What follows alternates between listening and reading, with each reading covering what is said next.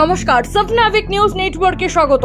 ষষ্ঠ দফা নির্বাচনের আগের রাত থেকে দফায় দফায় উত্তপ্ত হয়ে ওঠে তমলুক লোকসভা কেন্দ্র।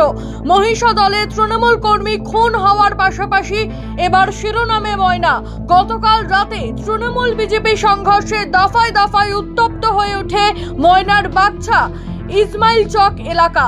ফের আক্রান্ত তৃণমূল কর্মীদের ওপর অতর্কিত হামলা চালানোর অভিযোগ উঠল বিজেপির বিরুদ্ধে। ঘটনায় অনন্ত বিজলি নামে তৃণমূল কর্মীকে মারধর করা হয়েছে বলে অভিযোগ।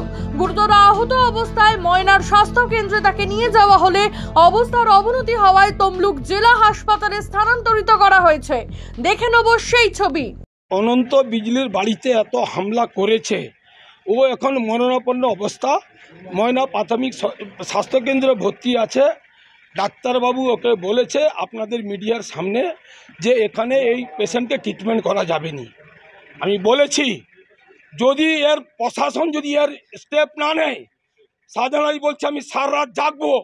আমার ময়নার একজন ক্ষতি হলে আমি পুরো বিজেপিকে আর প্রশাসনকে কি করতে হয় ওটাও আমি জানি।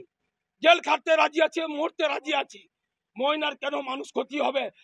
যে নির্বাচন কমিশন বলছিল কোনোভাবেই ঝামেলা হবে না, কেন ঝামেলা হচ্ছে?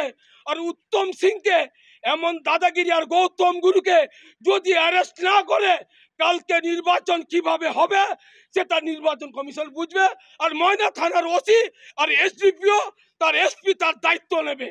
ময়নার মানুষকে শান্তিভাবে আমি নির্বাচন করতে চাইছি। ভোট নির্বিঘ্নে হবে।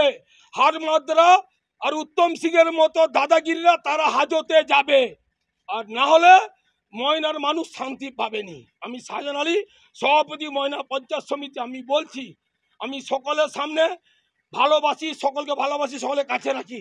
যেভাবে মেরেছে আপনাদের মিডিয়ার সামনে ডাক্তারবাবু প্রমাণ দিয়েছে যে এই পেশেন্টকে এখানে রাখা যাবে না। তবে ওদেরকে একটু শান্তি হতে বলছি। কালকে নির্বিঘ্নভাবে ভোট হোক। শুভেন্দু অধিকারী যেভাবে নেতাগিরি করছে, যেভাবে মার্ডারের পক্ষে আছে, শাহজাহান আলী তার বিরুদ্ধে আছে, মানুষের পক্ষে আছে। মানুষের যাতে জীবন বাঁচায় তার জন্য আমি এসেছি।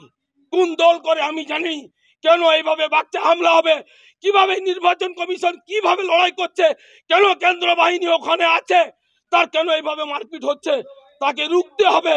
আমি সবাইকে অনুরোধ করছি আপনারা এগিয়ে আসুন। কেন্দ্র বাহিনীকে আমি হাত জোড় করে বলছি বাচ্চাতে শান্তি ফিরিয়ে নিয়ে আসুন। কোনোভাবে যাতে বিজেপি ছাপ্পা করতে না পারে সেটা আপনাদেরকে রুখতে হবে। প্রশাসন আর মিডিয়া সবাইকে আর আমাদের তৃণমূল দলের পক্ষ থেকে বলছি কোনোভাবে কোনো অশান্তি হবে না, কোনো ছাপ্পা হবে না। আমরা এটা দায়িত্ব নিতে পারি।